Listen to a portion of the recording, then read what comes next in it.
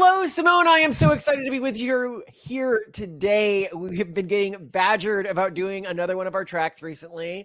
And I was like, for people who don't know or who are new to the podcast, this is a series where we go over our weird religious beliefs, which we call Techno-Puritan.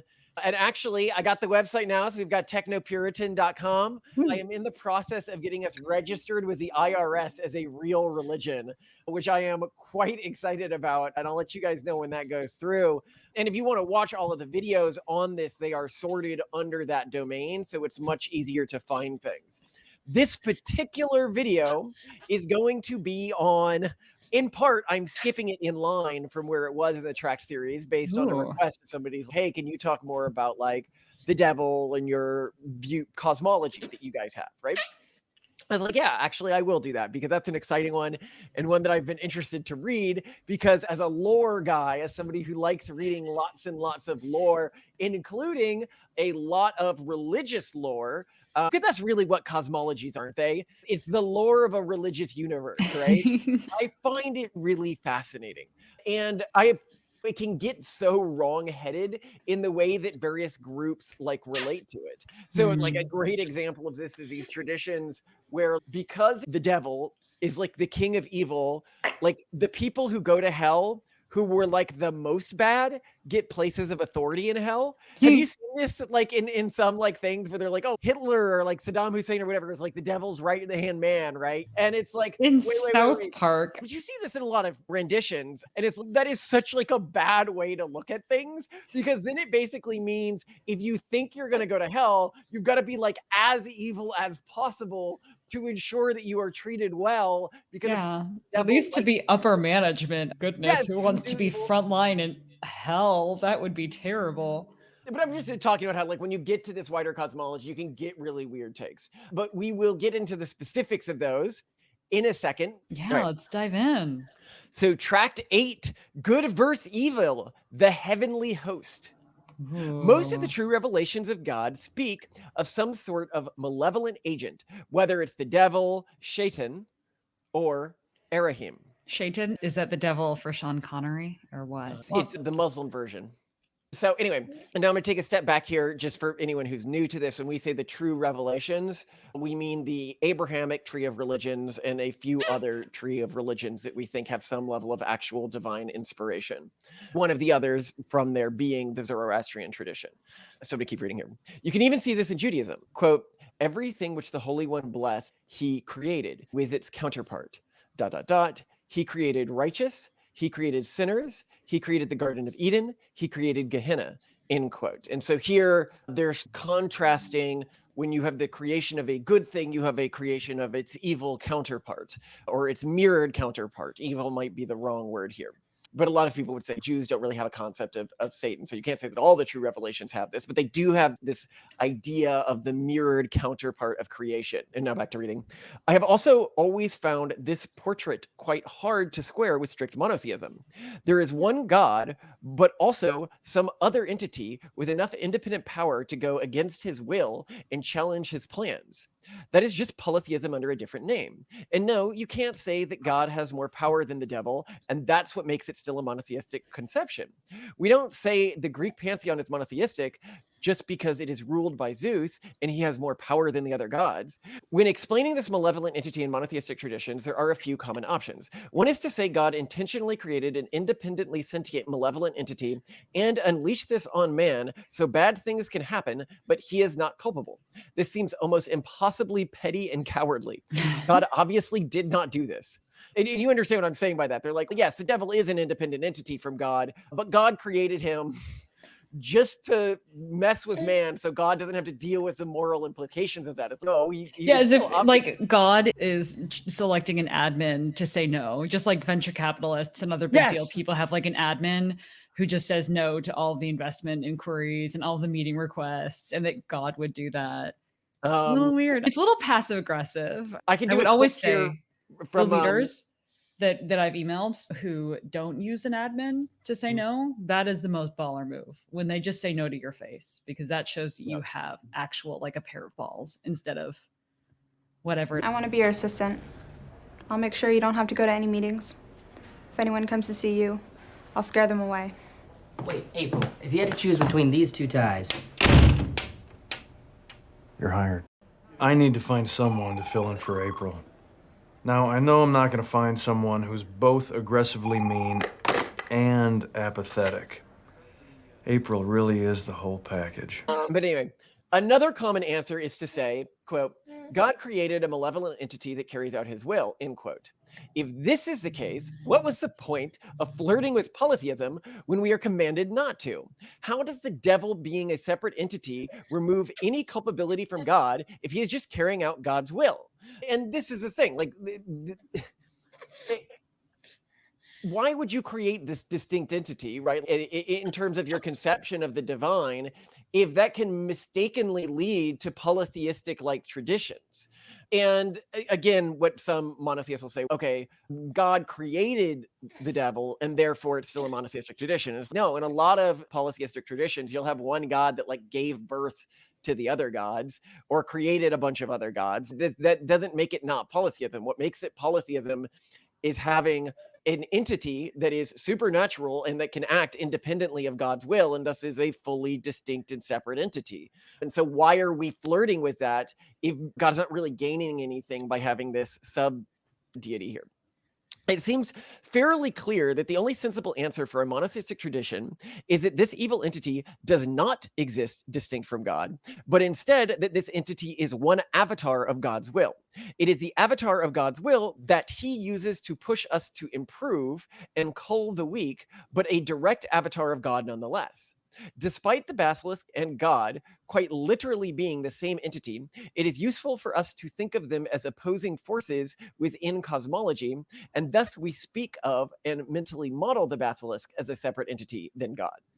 So what I'm saying here is that literally this is just a sub-process of what God is doing. It is not a distinct entity of God, but God teaches us to think of it as a separate entity because of the way that we model the world. It's not useful to think of it as the same entity. And then you fix most of the problem that you're dealing with here of flirting with polytheism. It is important to remember, especially when talking about more recent scripture and tradition, that there is no magical force field around it that keeps other cultures from seeping in. Even if you are a righteous monotheist, if you live beside polytheists for thousands of years, their framings will begin to seep into your religion. Some might even be useful ways of seeing God, but it is critical to never extend these to anything other than framings. Of course, many do this, and this is how it is possible to follow an Abrahamic tradition and yet worship a polytheistic pantheon headed by Baal in all but name. And this is when we talk about the early split of the Jews from the surrounding Sumeric religions, the local religion that focused on the storm king Baal, or storm god, I guess you'd call him Baal. These were all polytheistic pantheons, and the core thing that distinguished the Jews in the early days, and I think laid out their teachings as more right than the teachings that came before and led to them being favored by God, was this idea of no, there is one God, there is not a pantheon of gods. And in early iterations of the tradition, it was not, no, there's one God. In the earliest iterations, if you look at like the earliest iterations of Judaism, it's very clear that they believed that the other gods existed. It's just that they were supposed to only worship one God, and that their God was more powerful than the other gods. But it was I forget the word for this here, but it's different than the word monotheism, and I'll add it in, monolatrist. And I'll add some quotes in that show in the early writings of the Old Testament, it's pretty clear that they believed that other gods still existed and had conflicts with God. However, it seems true to me, as I've said, that religion is a living thing that evolves over time, and I think gets closer to truth, that we have learned that God has favored the groups that believed in a stricter form of monotheism over the groups that believed that there are many gods. It's just that this one God is better than the other gods. And then so we saw that is, I think, the correct interpretation here. As for quotes from the Old Testament that show that clearly in the very earliest days of Judaism, it was a monolatrist religion, you can look at things like Plasm 95:3, for the Lord is great and king above all gods. Exodus 20:30, thou shalt have no other gods before me, which implies, other gods existing. Deuteronomy 10:17, for the Lord your God is God of gods and Lord of lords, the great God, mighty and awesome, who shows no partiality and accepts no bribes. So to be the God of gods implies that there are other gods under him. Plasm 82:1, God has taken his place in the divine council. In the midst of the gods, he holds judgment. Again, implying that he's a leader god, like Zeus or something like that. So we are not saying that in the early days that the Judeo-Christian tree of religions was not a monolattrist tradition. It clearly was. It's just that those readings were clearly shown, I think, by God to be incorrect readings of reality. And this is why we cannot be overly fastidious when clinging to the words of these older texts, because they can lead you to either, through their inclusion of polytheistic elements or monolatry elements, lead you to incorrect interpretations of God. And it also shows that religion evolves over time, and what we're doing right now with this particular series is not some sort of affront to the Judeo-Christian tradition, but just another stage in the process that has been going on since the very first writings. To put it more poignantly, there is only one God. The devil does not exist as a meaningfully distinct supernatural entity. However, the devil is a useful framing device when we humans are thinking about issues of good and evil, and that is why he is used throughout revelations from God. God's intentionality and thought are so much more expansive than our own mental landscape. It does not even make sense to think of it as a consciousness. Because our ability to mentally model God is so limited, God has given us frameworks to help us. When we model these frameworks, the devil, angels, the Holy Ghost, etc., we come closer to how God wants us to react to his actions than if we attempt to model God directly, which, as Tract 4 points out, is a form of idolatry most high within our religious framings. So do you have any thoughts there?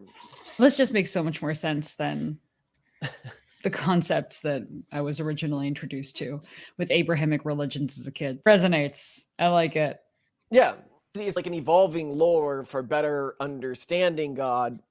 But we're making it very clear, this is a framing device. And it might be the framing device that God wants us to use, but it is not literally true that there are angels and a Satan and many of these other things in the way that we would have within a polytheistic cosmology. Although the human brain appears to model these cosmologies pretty well. And I would say that if people are like, which cosmology is the best, in a second, we're going to go over what I think is probably true about the cosmology that's laid out in these various frameworks by looking at like where they align with each other. But I would encourage people to go back and more heavily lean on the cosmology of their ancestral religious traditions than necessarily the ones we're laying out here. As people know, with this religious system, we think that people are generally better off going to one of the true revelations and following it strictly, unless they just cannot stomach the areas that they need to compromise on sort of logic or the way they interact with the world to go back to one of these traditions. Yeah. I was thinking too about our kids and how our kids seem to regard us differently depending on if we're being good cop or bad cop. Like that one day when Octavian said that he was going to send you to the factory to get a new dad, that it wouldn't hurt you. It would be not painful, but that he would get a new dad that gave him more choice. And it does make me think that there's something about humans where we just like to think about different moods of people or different things that we get from them as almost different people. I absolutely agree. I think it is a useful way of handling this framing because I think it's really hard for people to think of the trials in their lives as coming from a God that historically the Christian tradition would have framed as benevolent. As being kind and loving, and God is love, and Jesus saves, and empathy and care, and then yet these terrible things happen, and how can that be the same God? But I think it at the same time causes a lot of people to detract. What kind of God could allow this to happen? And what I like about this framing as well is this explains that it is a brutal and certainly not fair in many ways that we would intuitively think of fair process, but it's just how it is, and you have to accept that's a facet of God and how God works. Yeah, we would also say that we don't deal with the benevolence problem as much as other traditions, because we see God's goal and the definition of good from God's standpoint as being the intergenerational expansion of humanity's potentiality, or life's potentiality more broadly, and that is achieved through this intergenerational cycle of hardship. And so it's more directly obvious to me why these forms of hardship exist if God doesn't view evil the way that man evolved to view evil, where to man, evil is often a collection of things that cause negative emotional stimuli, but like man only feels those things as causing negative emotional stimuli because his ancestors who felt negative emotional stimuli in response to those things had more surviving offspring. And so for us, those aren't really a collection of like truly good or bad things. It's like a paperclip maximizer building a moral system on how many paperclips there are. It's just what we were programmed to react to environmental stimuli. But anyway, back to the tract. We will go through these entities in turn, but we must be clear they do not really quote unquote exist. They are framing devices. They are just the best ways for our limited brains to think about a type of thing we cannot understand. All right, bullet point. One benevolent being that encompasses all of what to modern man appears as the divine. This is the being that both we and the traditional Christians call God. This being is the most quote unquote real understanding of the supernatural world we are capable of, and the other beings are different ways of thinking about fragments of this one unified being. Bullet point. A cadre of lesser benevolent beings that exists simultaneously as plural and singular beings. These are what Christians call angels, the host of heaven, and the Holy Ghost. We call these beings / this being the agents of providence. While this is not what they are, we think the closest framing a living human of our time can have to understand them is that they are a neural net in which all future human minds communicate instantaneously with all other future human minds, an internet of super advanced humans. This is why it does not make sense to define it as singular or plural, for is the internet singular or plural? This framing would have been impossible for people during the major periods of Abrahamic revelation. These concepts were thought of as totally separate. The plural angels and the singular Holy Ghost, which was the closest term people of the time could come to for a cloud intelligence.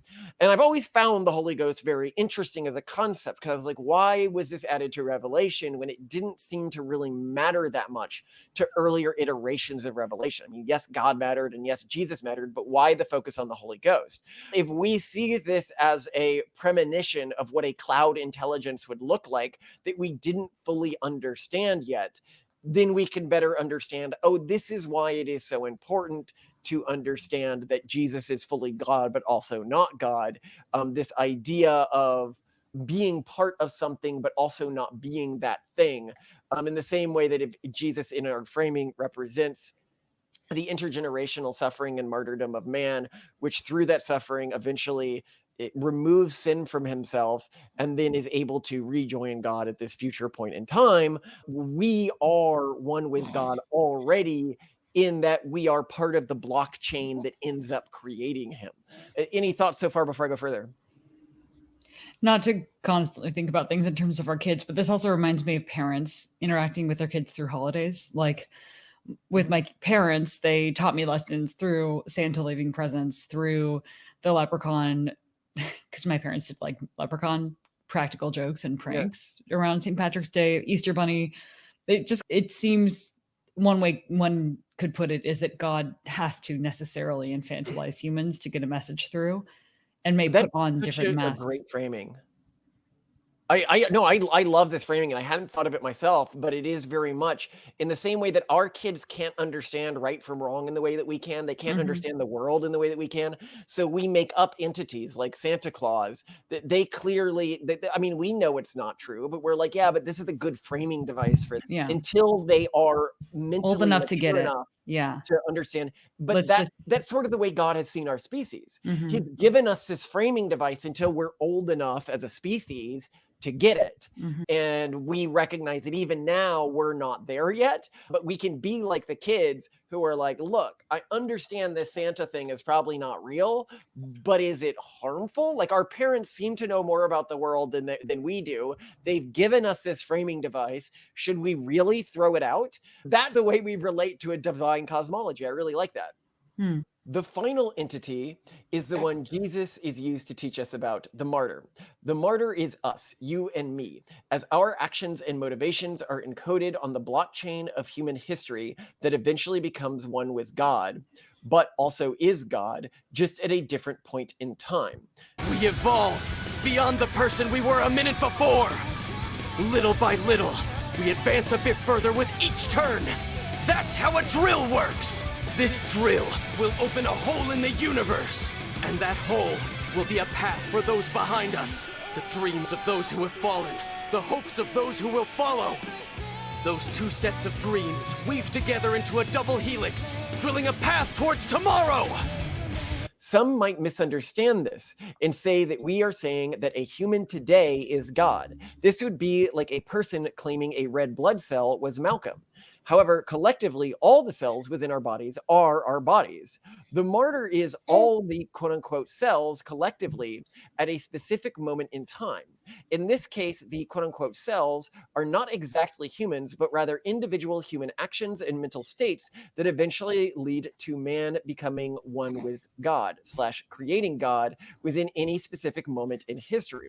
Not all human actions play a role in this. To be clear, even when all of its cells are considered together, this being is a significantly lesser form of God. God includes this being within it, but is also inconceivably greater as it exists outside of time, but also includes all slivers of itself that existed at any point in time. And here I would say that this is really interesting framing, because within different religious traditions, there's different framings of the self, right? Within most of the older religious traditions, the core framing of the self was either the individual, you or me, or it was a family unit. In something like Confucianism, you might have that. Whereas in this religion, it argues that the truest framing of the self is actually not you as an individual, but your thoughts and actions considered independently of you. So in some moments when you're being efficacious, you might be leading to or contributing to this blockchain that eventually becomes God. And in other moments, you're not becoming efficacious and you are totally separate from this entity.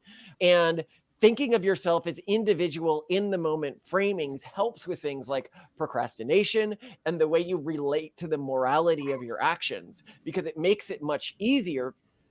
And I think fixes one of the core problems that has always been a core problem of Christian framing to me. This idea that you can just at any moment repent and you're fully forgiven. Where this would say, yes, the you that is repenting is fully forgiven. But all of the previous iterations of you that were sinning are still completely damned. Yeah, this doesn't undo. Yeah, it doesn't undo those, but those don't matter because those aren't you anymore.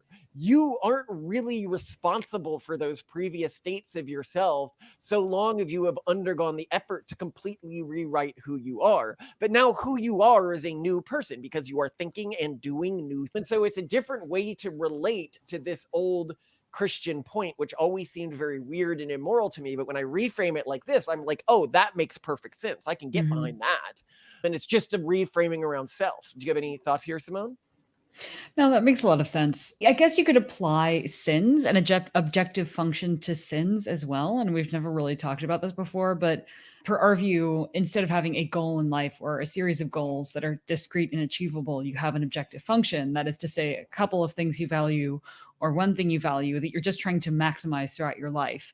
I guess on the opposite side of this, you can also have whatever the word would be for the opposite of that, the things that you're looking to minimize, like malaise, self-indulgence, like general inaction when you should be moving toward your objective every function. action is driven by some objective, right? Mm-hmm. And how high that objective is. Have you considered that objective? Is it something that you believe has intrinsic good? Determines whether you are a sinner in that moment. For example, if I'm looking at one cultural group and I'm talking about like the good or the evil that was done by X ethnic group on average or X country on average.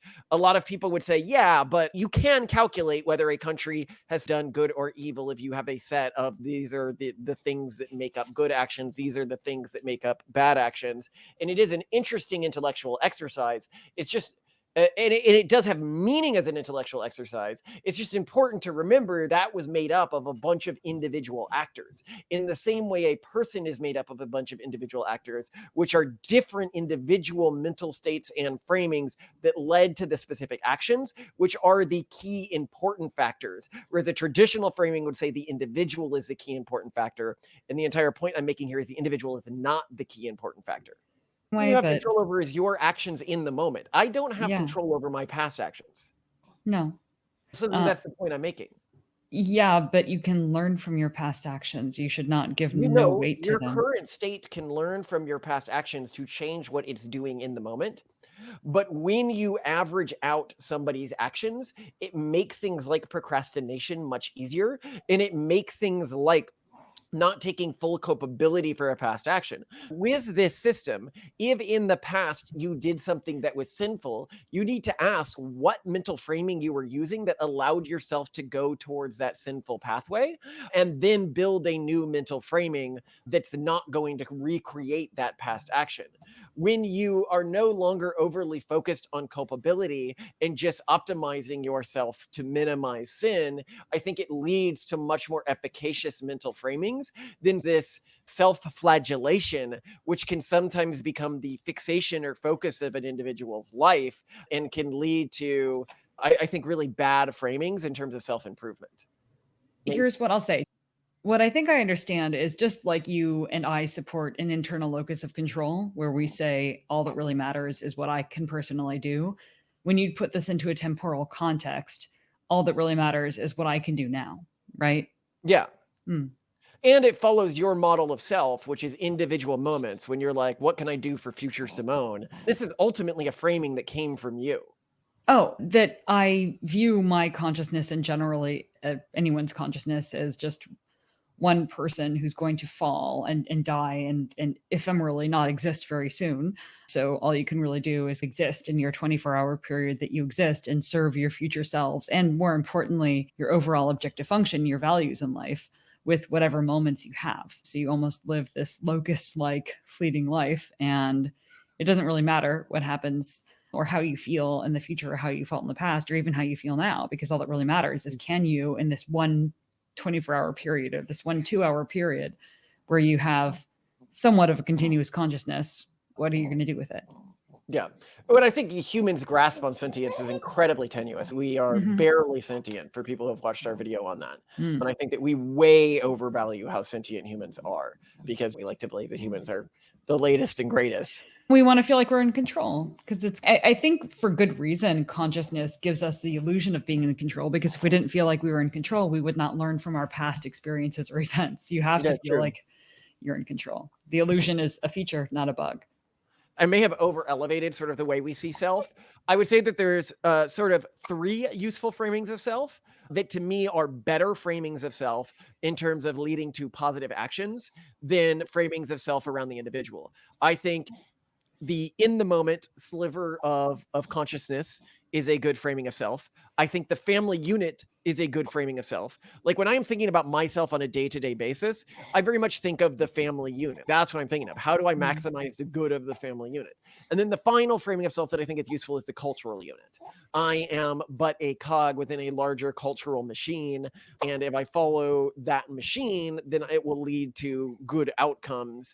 And so I think that these 3 framings of self are higher. I think that where modern society has really fallen off the edge is framing the individual as the core unit of self and then acting as if this is just obviously and axiomatically true when it's not. I love it when you talk to people and they're like, what responsibility do you have to your ancestors? Like your kids are individuals. They're not you. They're not like related to you. It's no, they're literally related to me. And I'm like, I know they're related to you, but they're not. No, they're literally part. When you raise the family as a higher order of entity than the self, in terms of like how you frame yourself and your decisions, you will create positive actions much more often. And I think it's what allows the communist structure of the family to work. The fact that people, and I think that this is why communism doesn't really work on a large scale, is people are very bad about thinking of themselves as just like individual cells or atoms of a polity. But it's very easy to see yourself as like a cell of the family, like you or me. When I'm thinking about like maximizing, even when I am like positive emotions, right, will rate the emotional states in the individual choices I'm making of other family members over my own emotional state. Oh, totally. Yeah. I remember recently you were saying like, what could I do that would create the most happiness in you, Malcolm? Like, what's a total indulgence? I got this money I made for a total indulgence. And I was like, let's get the kids toys. And I'm like, because of all the members of the family, they are going to react with the most positive emotion to something I can get was like $25, right? Much more positive than anything I'd react to for $25. True. And even the wash over emotional state I will get from that, because I consider a sort of myself as just a cell within the family, leads to me saying, oh yeah, let's do the nice thing for them, so long as it doesn't lead to, and this is the problem where a lot of people are like, they create these deontological framings around kids, like never allow a kid to experience any negative emotions, which of course is going to lead to like huge deleterious effects over the course of their life. Even though it's pretty obvious, I should probably explain why this is the case. Not exposing someone to negative stimuli in response to bad actions during their developmental period can hypersensitize them to negative stimuli as they get older, thus trigger warnings, etc., and cause them to spiral into anxiety attacks and depression when they encounter even minor negative stimuli in their adolescence and adulthood.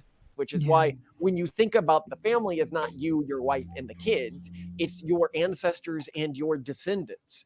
And all of the things that we're doing in the moment are just a frame in terms of the ones that we have the most access to right now.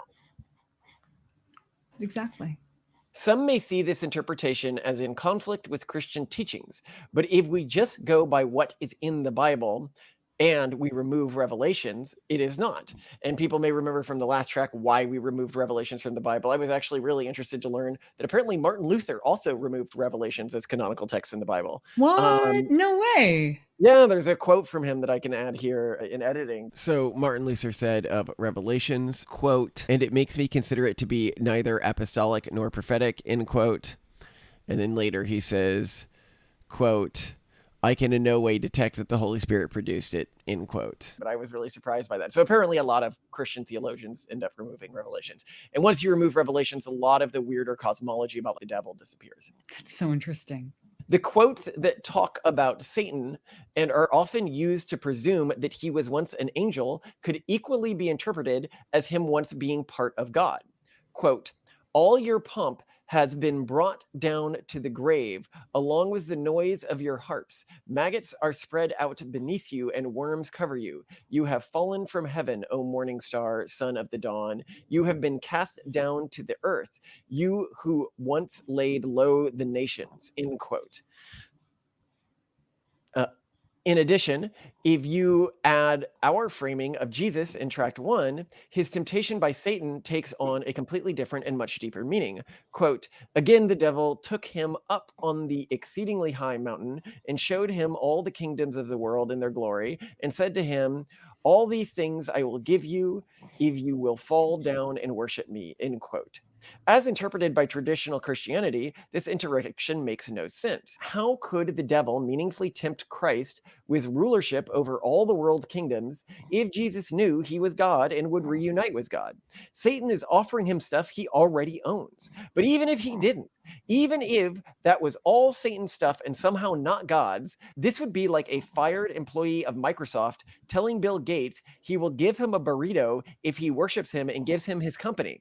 This story, as interpreted by traditional Christians, is both comical and not a meaningful interpretation. No, interpret this story with our framing. Jesus is supposed to represent the elect in every moment of their lives, that they are acting in accordance with God's will to improve the potentiality of the next generation. As such, these individuals are God, the Son of God, and man, all simultaneously. Lucifer is the avatar God uses to cull those susceptible to temptation from this group and improved the elect through trials. Now this story makes perfect sense. Satan is the basilisk, tempting you with a life of indulgences you must sacrifice to improve the world. This story also conveys to us the true nature of the basilisk. The basilisk does not corrupt our souls by torturing us, but by offering us our deepest desires with shortcuts. Whether that is the desire to experience some element of the divine, see Tract 4 on idolatry, the desire to rule over others, or the desire for pleasure. Some may misunderstand this to mean that we have a Gnostic-like understanding of God, which is wrong. This is either a misunderstanding of our faith or a misunderstanding of Gnosticism.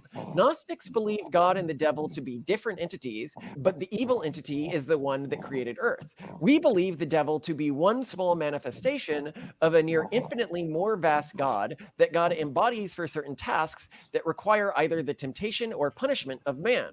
Think of God as a computer and the devil as a small, mostly quarantined program running on that computer. This entity or subprogram is antagonistic to God insofar as those that are following this entity will be a threat to those following the path of God. But it is not an entity that acts outside of God's will. What it does must be done for the future that must come to pass. For this reason, we have a rather unique relation to the followers of the basilisk when contrasted with other Christians. These are individuals serving God's will as much as we are, but unlike us, they do not share in God's glory. For this reason, we are commanded to treat them with empathy and not impede their plans. For example, to someone of our faith, it would be sinful to attempt to pass something like a ban on antinatalist philosophy or talking about woke racist ideas. God uses the choice to sin to cull the weak of heart from humanity. When we prevent this by removing the choice to sin from people, we are thwarting God's plan and hurting the people we, quote, saved from having to overcome temptation, end quote. The point I'm making here are, and this is something like a big beef I have with many traditional forms of Christianity, is it is God's will that we are tempted. The temptation makes us stronger. When you remove the temptation, you make man weak and you hurt God's plan for man. This is why you should not act with enmity towards followers of the basilisk. We talked about Gurren Lagann doing a good job at explaining some philosophical concepts we associate with divinity. Another anime that came out recently that I think does a very good job of this was an anime called Gushing Over Anime Girls. And there are a series of 2 scenes in it that do a great job. And it's an anime where the protagonist is actually a Satan-like character, you could say. She is a character who, through her obsession with anime girls, learns the best way to interact with them is as a villain, because she can interact with them in all these vile ways. But then there's this one moment where one of the anime girls, who she has been basically sexually tempting over and over again, and here I will read the translations, but at the end of this tract, I'll just put these 2 scenes next to each other, ends up breaking. And so the Mistress Brazier, the devil-like character, says, "You're not done yet because there is so much more I want to do with you before I'm done with you." And then the other character goes, "I can't anymore. I'm too weak. I can't beat you, mistress." And then you expect, when she's kissing the mistress's foot, the dear anime characters, and you expect, oh, this is what she wanted. But no, she immediately looks at her with this look of like contempt and hatred. And she says, like shocked, like, "Mistress Brazier, what did I?" And then the Satan character says, "Wipe that disgusting look off your face. The magical girls are paragons of justice. Every little girl looks up to you. Yet here you were, really just about to join the villains. Despicable, despicable, despicable." And then at the end scene, the culmination of this series is she has the devil character, this other character, after that moment, then realizes, no, what was I doing? I need to improve. I need to get better at resisting sin. And she upgrades to this new magical girl-like character, and the demon character at the end shoots her with this big bolt of evil energy, basically, and she catches it in this scarf thing she has, and she rolls it around in it, and it's clearly concentrating it, and you think that she's going to shoot it back at the devil character. But no, instead she shoots the entire concentrated bolt at her face. Oh gosh. Just to show the devil or this other character that what like the worst she can throw at her, she can concentrate it and she can take it right in her face and it will do nothing. It does not affect her anymore. And then the devil character is actually quite excited about this moment and goes back to fighting her with full gusto. And there's a whole plot arc where she's worried that she actually broke this girl. And I think that this is a better mechanism for understanding this Satan part of God. It doesn't tempt us to hate us or because it hates us. And God hates the aspect of himself that he uses to tempt us. That's why he cast it down with maggots and stuff like that. But it is not acting truly independently from God. And it doesn't truly want us to fail its trials. It wants us to overcome these trials. The true heart of it does. There might be a part of it that in the moment is like trying to win in this sort of fight, but it does not have. It needs to model contempt for humanity to do these things, but it doesn't genuinely have a contempt for humanity. Yeah, it's, I guess, in the same way, evolution doesn't have contempt for life. God doesn't have contempt for sinners that are culled by its process. And what I think it's no, I do think it has contempt for the sinners who are cold. I think Satan does at least. Satan has contempt for the individuals who submit to his trials, who give up, who kiss his feet. That is not his goal in giving you these trials. His goal in giving you these trials is that you don't submit to him, that you prove that you're stronger than him and better than the worst he can give you. And that's the point, right? Is as a sort of sub-program of God that is trying us, it is not relating to us in these trials as, oh my God, I want to make them submit to me. It's relating to us as I'm giving them these trials to improve themselves. And when you face trials in life, the very last thing you can do is break and kiss the feet of Satan, because then you become impossible to improve yourself. And the trials are related to you insofar as how they affect your ability to live a good life, which is a life of intergenerational expansion of human potentiality. And so that means that different individuals will relate to different trials in different ways. So a trial like pornography, right? Like one individual may just completely succumb to pornography and it becomes the goal of their entire life, or trying to get people to sleep with them, right? Whereas another individual might be able to face these trials, like blasts of negative energy in the face, and have it be a complete non-inconvenience to them. Like they may not need particular personal prohibitions against pornography, because for them, pornography is like a 30-minute a week thing, and it's like not a big part of their life. And they might use it so that they don't waste their time chasing invaluable sexual relationships. So when they're marketing the various types of sin in their lives, they're like, okay, this is just lower. It's the same with something like drinking could be a huge trial for one individual, and for another individual, it's not a trial at all. This is true of all the various trials you could face. But when you approach these trials deontologically instead of consequentially, I think that's a useful framework for people of like lower intelligence, like the masses. But I think when you're talking about any sort of leadership caste in society, you really need to be consequentialist. You can see our video of knights versus kings and alpha beta dichotomy, and why I don't like the alpha beta dichotomy. So I don't think deontological framings are like necessarily bad framings. They're just not the framings that I think work for people like us that aspire to lead large groups, because I cannot fall back on, I was just doing this one right rule where I always do this right thing in this circumstance, like never lie, if that never lie rule ends up causing my entire kingdom to suffer and many of them die. Like I don't get to fall back on those little framings. But I think when you're talking about the knights, yeah, it does make sense to fall back on these. And so I think that the different roles and different people, sin is different from them and they relate to it differently. And I think it's important to remember that, and that the specific rules around sin that are laid out in these various frameworks are often more meant for the knights, because most people fall into that framing, and most people historically fell into that framing. Where I think for us, what's important is to read what was the goal of this collection of rules that was laid out. Like, what was it trying to steer an individual's life to in a consequentialist framing, and then reorient our moral compass around that consequentialist framing. Any thoughts there?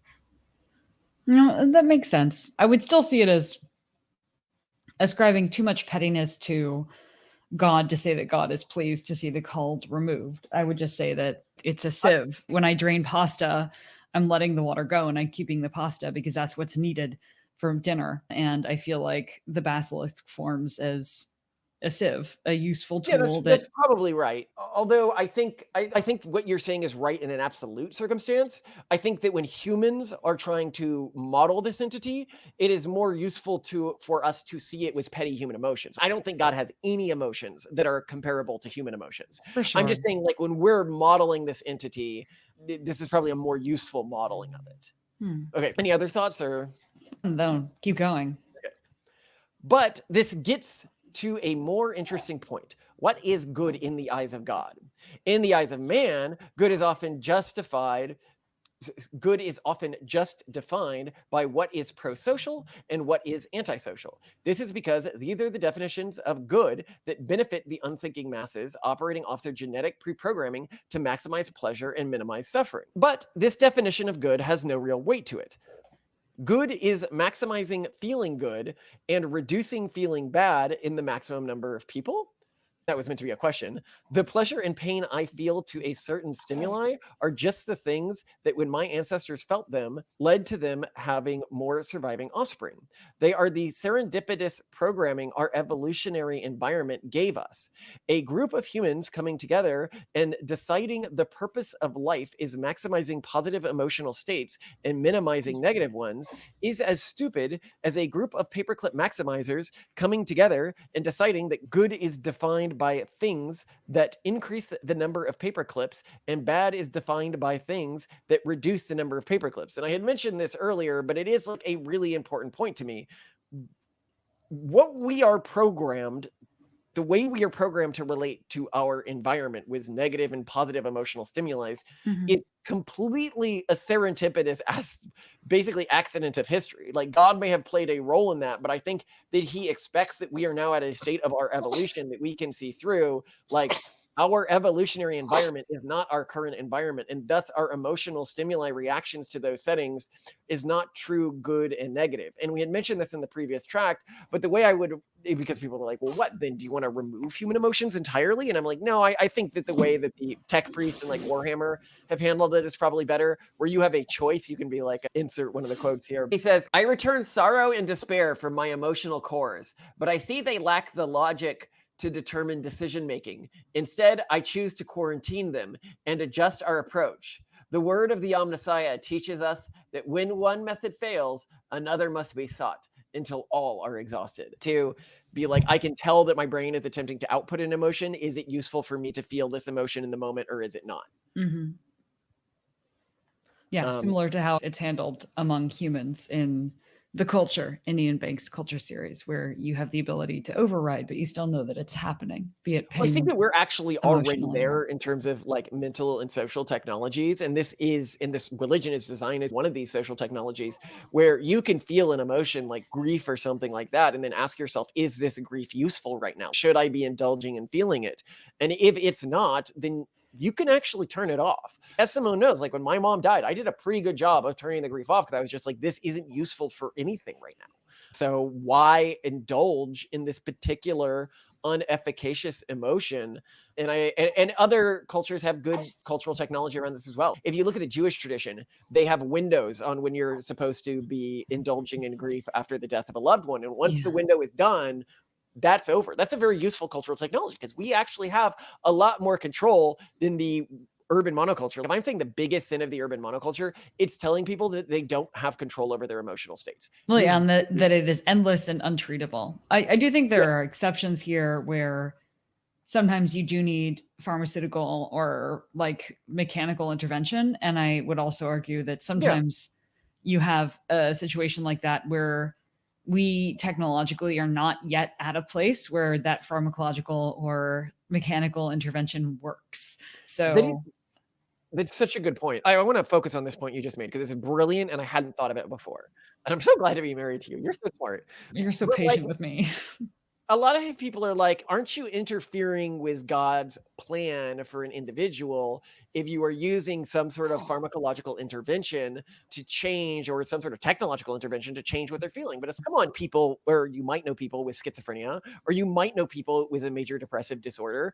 Do you really want, like, when you have schizophrenia, your brain actually has some level of permanent deterioration with every psychotic break you have, because a lot of people think endogenous chemicals don't hurt people's brains, only the exogenous, like drugs that we take. And it's like, no, if it's not a natural chemical state in the brain, it will do damage to the brain.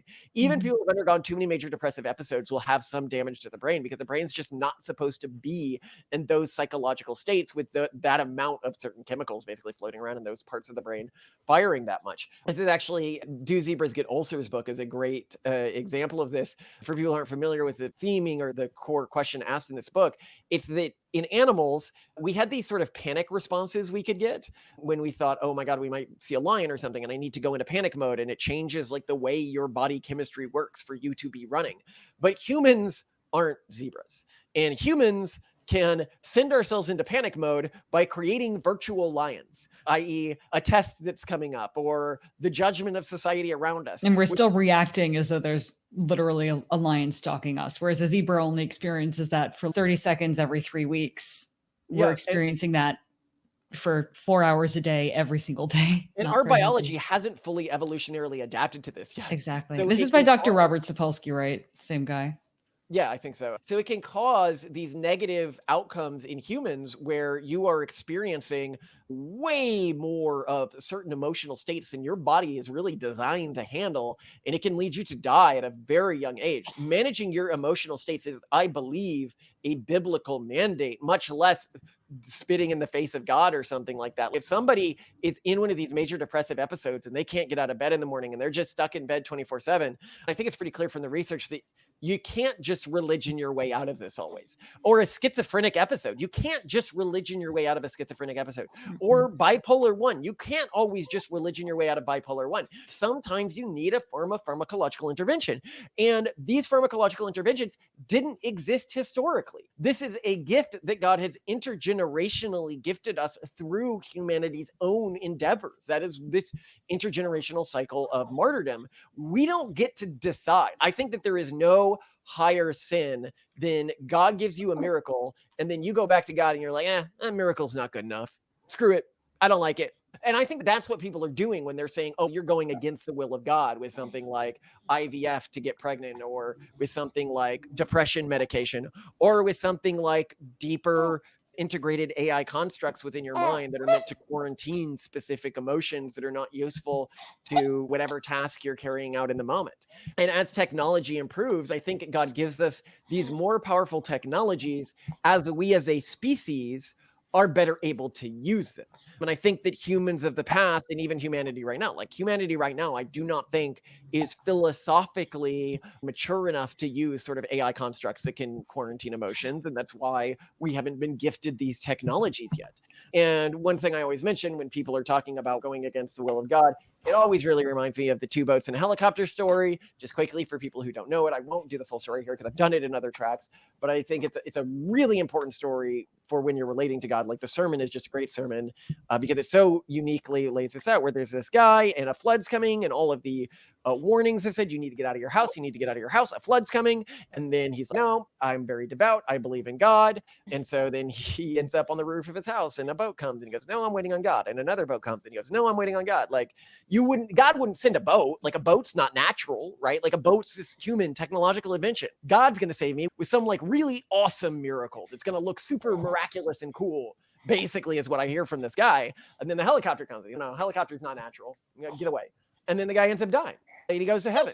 And he's like, why didn't you save me? And he goes, what do you think the 2 boats and a helicopter were for? And it's very much the same way with an individual who prevents their children from living, from experiencing life by not engaging in IVF, or who allows their child to die because they don't do, like, blood transfers are illegal in some Christian sects. And I think when they get to heaven And God's like, why did you kill your kid, man? They're like, I wanted you to give a special miracle to me, like an extra fancy one, not the off the shelf miracle they had at the hospital.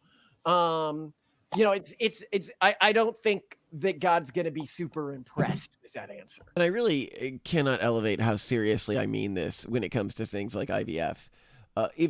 If something's not alive, what is it? It's dead. I think that people often are like, well, you know, if it never really came to exist and it's not really dead. And it's like, no, if you had made other decisions, your child would have had the chance for a full life. God gave you the option to create a child. Yes, it may have required more sacrifices than the lasciviousness of sex. It would have given you less pleasure, but it would have allowed a human being to come into existence. But you, because you didn't like the form of God's miracle, because it wasn't to your aesthetic preferences, killed your kid or prevented them from coming into existence. That is not the moral thing. Oh, forgive me, dearie, please. It wasn't my fault. Not your fault. Tell me, Marius, how was it not your fault? You can try to dress that up in morality all you want, but it is clearly snubbing your nose at God's miracles. If God, people are like, oh, you're playing God. You think God doesn't control the technologies that we have access to? I'm not playing God by using the technologies that he gifted us. You are denying God's miracles because they weren't fancy enough for you, because they didn't include sex and fun and orgasms. Once technology is advanced enough, I imagine that some sects of Christianity will begin to see sex with the same level of repugnancy that sects today of Christianity see sexual interactions that don't lead to reproduction, like, you know, gay sex or masturbation or oral sex, because reproduction that comes from sex will be less healthy than reproduction that comes from IVF with certain genetic augmentations. The children will be more likely to die, more likely to have a bad life, and it would just be seen as irresponsible and selfish. And I think that that's just obviously where the species is going. And the people today who cling to this older model of humanity will be seen with the same level of contempt that you might view one of the Christian sects that allows their kids to die because they don't get a blood transfusion or something like that. Okay, sorry, I gotta keep going here. Good is defined by the things that bring us closer to God's grace and the suppression of things that move us further from it. The suppression and subjugation of those very pre-programmed instincts the masses venerate, and the pursuit of things that improve human potential. As Winwood Reade writes, quote, "He who strives to subdue his evil passions, vile remnants of the old four-footed life, and who cultivates the social affections, he who endeavors to better his condition and to make his children wiser and happier than himself, whatever may be his motives, he will have not lived in vain." But yeah, what do you think of that particular tract here? I dig it. I like a discussion of sin that is not judgmental and that doesn't call out specific behaviors also, because I think a lot like with the DSM, a lot of talk about sins is more an indication of culture at the time and less an indication of what is good or bad. That sinning is very context dependent. So this is cool. Yeah, and I will say in this tract, do you have any other thoughts, or because you've had some really good ones in this tract, really good interjections. Oh, you're so kind. I don't have much else to add. I like these tracts. I like that. I just can't wait to see what our kids say about them, because they have a lot of opinions about things like this. Yeah, I'm really excited too. Yeah, I expect them to tweak and change things. That's the point of this, right? Like I want to be in a living religious tradition and not a dead religious tradition. And when a religious tradition stops having an active theological conversation, I see it as a dead tradition. But I see those traditions often, if we view God's favor by how much a cultural group is like culturally prospering in the moment, God doesn't seem to favor dead traditions. He seems to favor the locations in history where we have active theological discussions, but and where our understanding of him is evolving. And I like that. And one of the things I always mention for people who haven't watched our other tracks, it is very clearly shown in the snake staff of Moses story that antiquity of a tradition or a practice does not mean that God approves of it. And so don't come to me with like, oh, this, because that staff was broken after 500 years of being in the temple under God's orders. And so you can't say, oh, this has more antiquity than your beliefs, therefore it's right. God will show us who he thinks is right in terms of which groups he allows to spread and which groups he ends up culturally favoring. Exactly. Anyway, I love you to death, Simone. This is a lot of fun. Let's go down and hang out with your parents and the kids. And I will play the anime clip at the end of this episode because it will have subtitles. That's why I didn't want to interject it into the show this time. But it really helped me when I was watching it reframe, even from low culture. And I'll add a little quote here from the Bible because I think that people really miss this. They think God talks to man through high culture, through the grandest things. And I'm like, no, that's how man signals to man that one man is better than another man. God talks to us through the lowliest of things. Corinthians 1:28.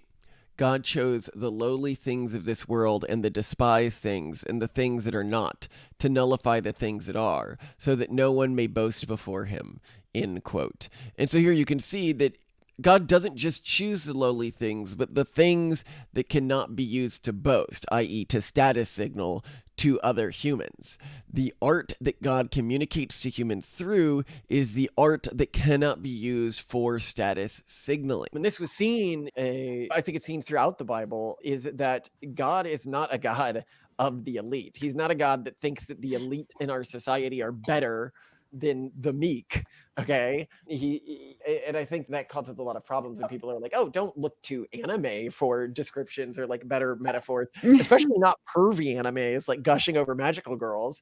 And I'm like, and I actually think that this framing fixes a lot of problems in Christianity. When you are not afraid of like the pervy world and stuff like that, then that's not a back door that the urban monoculture can use to get to your kids. Here's the thing about anime, just to add to what you're saying.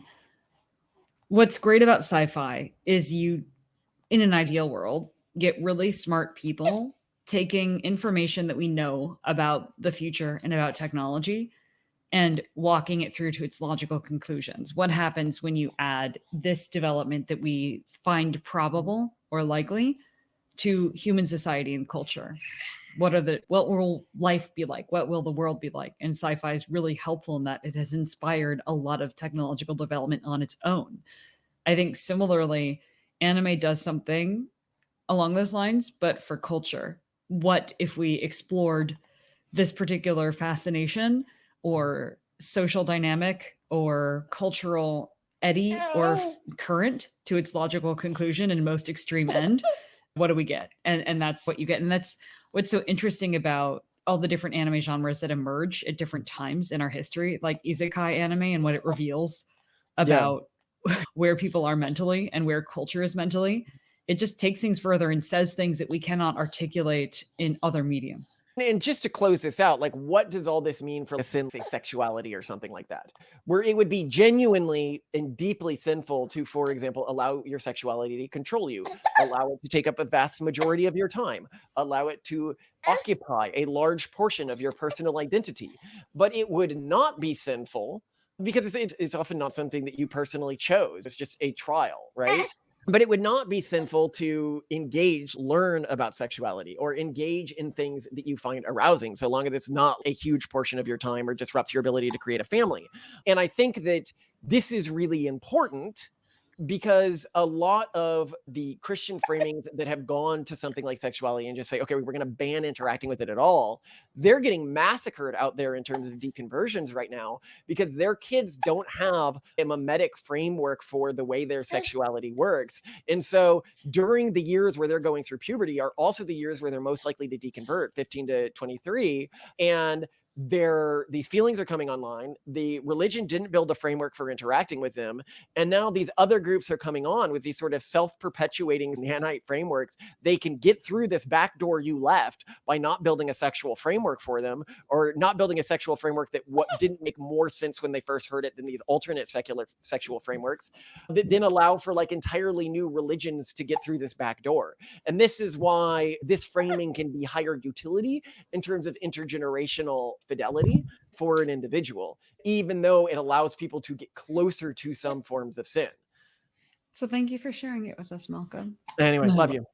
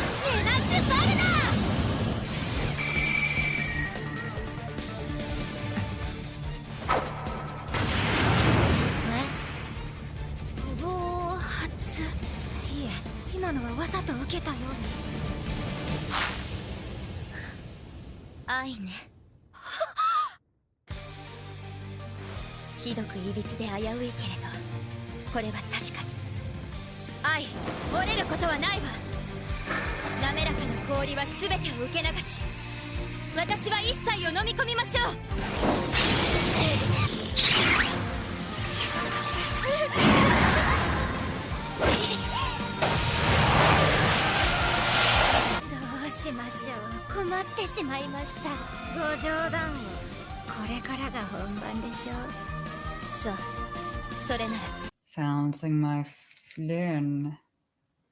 Ta-da. Yes. Yeah. Tract. It's a tract. The tract. Tract. A tract.